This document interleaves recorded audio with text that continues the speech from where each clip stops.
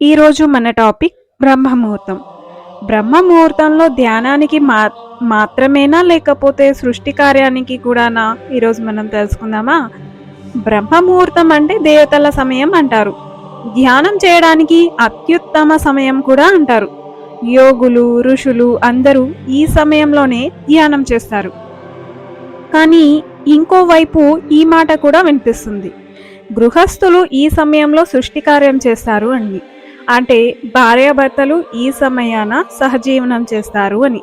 ఇప్పుడు ప్రశ్న ఏంటంటే, బ్రహ్మముహూర్తం అనేది ధ్యానానికి మాత్రమేనా లేక సృష్టి కార్యానికి కూడా కరెక్టేనా? నిజమేనా లేకపోతే మనం ఏమన్నా తప్పుగా అర్థం చేసుకున్నామా? తెలుసుకుందామా?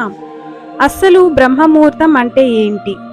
సాధారణంగా సూర్యోదయానికి 1 గంట 36 నిమిషాల ముందు ఉండే టైంని బ్రహ్మముహూర్తం అంటాం. ఈ టైంలో ప్రకృతి చాలా ప్రశాంతంగా ఉంటుంది, గాలి శుభ్రంగా ఉంటుంది, మనసు చాలా ప్రశాంతంగా ఉంటుంది, అస్సలు ఆలోచనలే ఉండవు, మెదడు చాలా స్పష్టంగా పనిచేస్తుంది. అందుకే యోగులు, ఋషులు ఈ సమయంలో ధ్యానం, జపం, యోగ సాధన కోసం ఉపయోగిస్తారు. కానీ ఈ సమయానికి ఒక ప్రత్యేకమైన శక్తి ఉంటుంది. ప్రకృతిలో ప్రాణశక్తి ఎక్కువగా ఉంటుంది ఈ టైంలో.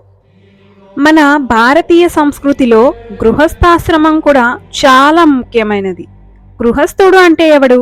కుటుంబాన్ని పోషించేవాడు, సమాజానికి సహాయం చేసేవాడు, సంతానం ద్వారా ఈ సృష్టిని కొనసాగించేవాడు. అంటే గృహస్థుడు కూడా ఒక విధంగా ఈ సృష్టి కార్యక్రమంలో ఒక భాగమే కదా. భార్యాభర్తల సహజీవనాన్ని ఎప్పుడూ మనం తప్పుగా చూడకూడదు. అది కూడా ఒక పవిత్రమైన కార్యమే. కానీ అది ఇప్పుడు ఆనందం కోసం మారిపోయింది.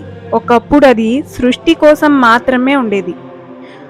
మన పురాతన గ్రంథాల్లో కొన్ని చోట్ల ఇలా చెప్తారు, శరీరం, మనసు ప్రశాంతంగా ఉన్న సమయంలో సృష్టి కార్యం జరిగితే పుట్టే సంతానం కూడా మహాత్ములై పుడతారు అని. ఎందుకు అంటే ఆ టైంలో మనసు చాలా పీస్ఫుల్గా ఉంటుంది, శరీరం విశ్రాంతిగా ఉంటుంది, హార్మోన్స్ చాలా బ్యాలెన్స్డ్గా ఉంటాయి. అందుకే ఈ టైంని సూచిస్తారు. దీని అర్థం ఏంటంటే బ్రహ్మముహూర్తంలో తప్పకుండా ఈ పని చేయాలని కాదు.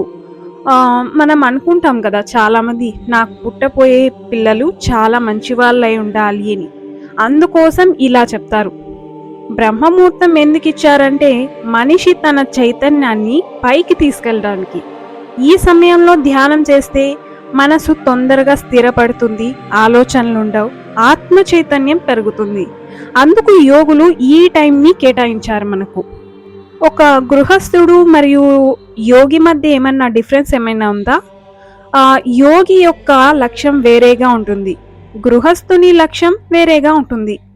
యోగి తన శక్తినంతా స్పిరిచువాలిటీలోకి మార్చుతాడు.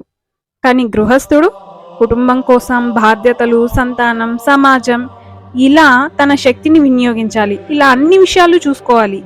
అందుకే గృహస్థుడి జీవితంలో కూడా కొన్ని సహజమైన కార్యాలు ఉంటాయి.